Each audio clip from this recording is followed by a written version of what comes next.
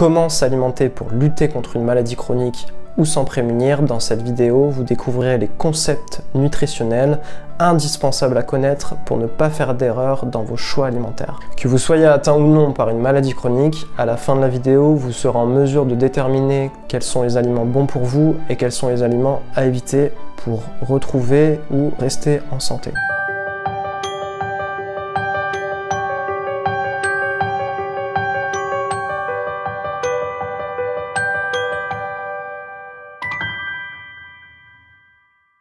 Bonjour, je suis Armand Crépin, naturopathe, bienvenue sur une chaîne où vous découvrez des habitudes de vie pour retrouver santé et vitalité. Sachez que les conseils prodigués dans cette vidéo ne constituent en rien un avis médical. Pour toute démarche santé, merci de toujours commencer par consulter votre médecin. Ceci étant dit, je vous propose de découvrir les principes scientifiques d'une bonne alimentation et de comprendre en quoi ils sont porteurs d'espoir pour l'accompagnement et la prévention des maladies chroniques. Restez jusqu'à la fin, vous allez découvrir des conseils précieux pour appliquer efficacement cette nouvelle manière de vous alimenter. Les maladies chroniques toucheraient en France plus de 15 millions de personnes. Ces chiffres incroyables ne viennent pas de nulle part, ils viennent du Haut Conseil de la santé publique. Face à une épidémie qui touche un quart de la population française, aucun traitement de la médecine conventionnelle n'a été jusqu'aujourd'hui satisfaisant. Douleurs articulaires, fatigue, anxiété, troubles cognitifs sont le quotidien de certaines personnes atteintes de maladies chroniques, mais aussi de personnes non malades. Devant ce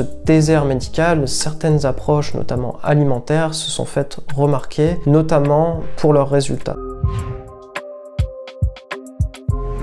Quelques médecins ont commencé à se demander si l'alimentation ne pouvait pas être responsable de ces symptômes. Du diabète en passant par les maladies cardiovasculaires, certains cancers, la sclérose en plaques, ou encore la fibromyalgie, dont j'ai fait une vidéo que vous pouvez trouver dans la description. Un docteur s'est penché pendant plus de 20 ans sur les mécanismes de ces maladies chroniques et ceux qui pouvaient les provoquer. De toutes ces recherches, il ressortira un régime alimentaire qu'il appliquera auprès de plus de 2500 de ses patients avec succès, qui verront leurs symptômes diminuer ou disparaître. Il s'agit du docteur Seignalé. On peut se demander en quoi consiste ce régime qui semble un peu trop efficace pour paraître crédible. Il consiste à supprimer un ensemble de produits. Il peut s'agir par exemple des produits issus de l'agro-industrie, donc des produits transformés, comme les plats préparés, les biscuits, les gâteaux, les aliments nocifs naturellement pour l'homme, que sont les céréales mutées par exemple, les différents blés, le maïs, mais aussi les produits laitiers.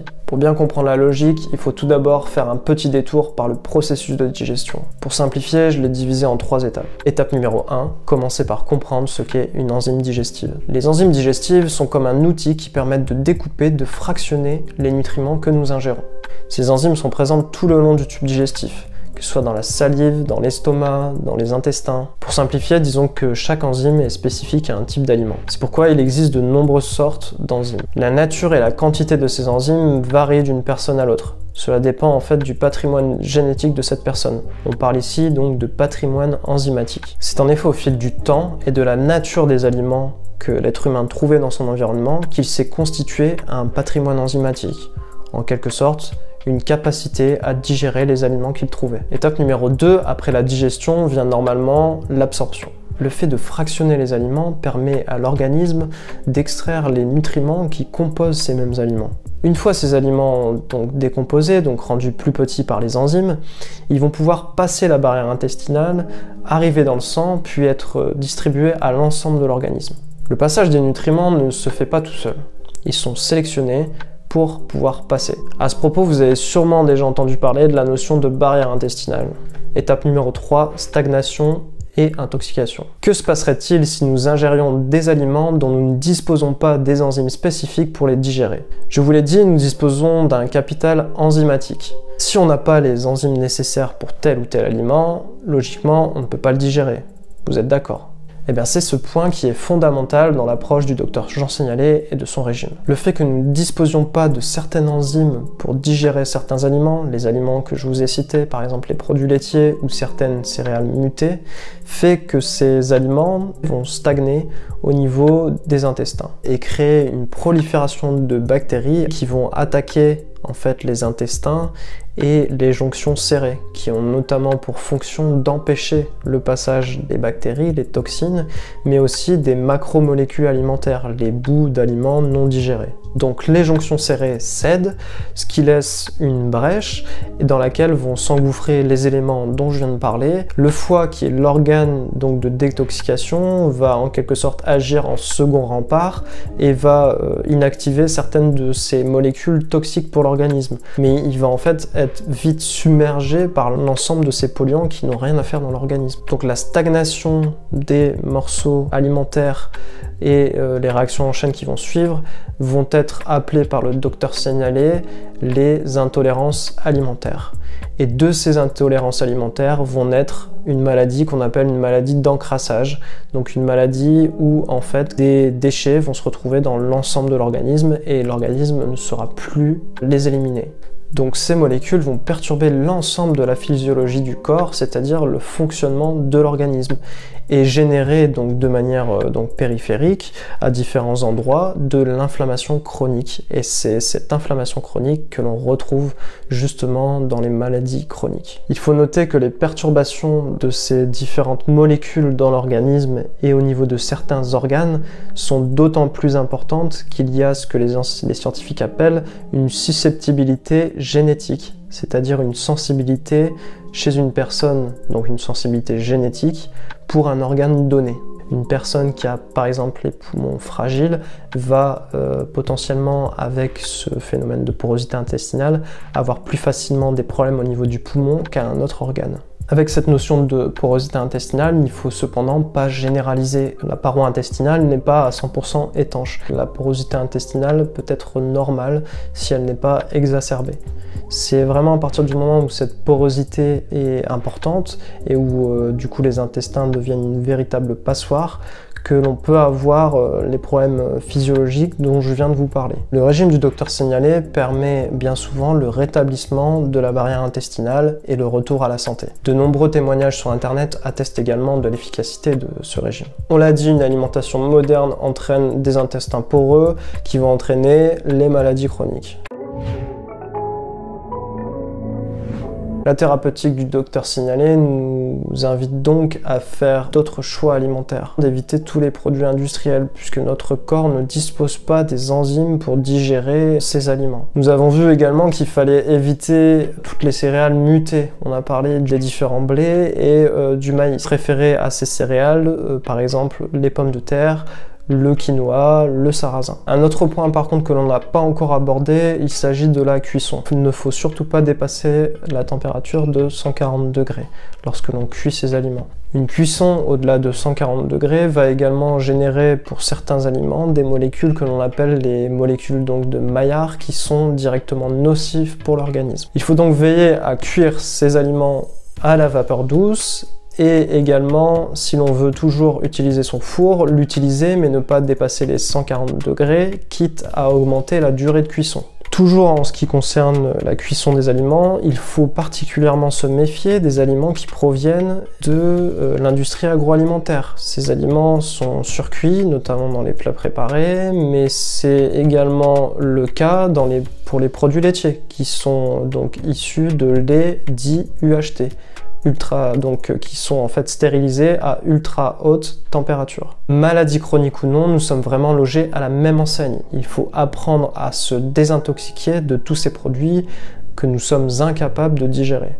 Tout comme pour le tabac, il faut apprendre à se sevrer de ces produits qui trichent avec nos sens. Pour les produits industriels alimentaires, on a par exemple les exhausteurs de goût, les arômes, le sucre en grande quantité. Toujours selon le docteur signalé, il conviendra d'éviter tous les produits exotiques, que ce soit le café, les kiwis, la vanille par exemple, puisque ces aliments n'étaient pas consommés par nos ancêtres, ou en tout cas les ancêtres d'ethnie caucasienne. Les œufs, puisqu'ils provoquent apparemment beaucoup d'intolérance alimentaire, seraient également déconseillés. Globalement, il conviendrait de manger à peu près 50% en volume de ce qui compose nos assiettes d'aliments crus.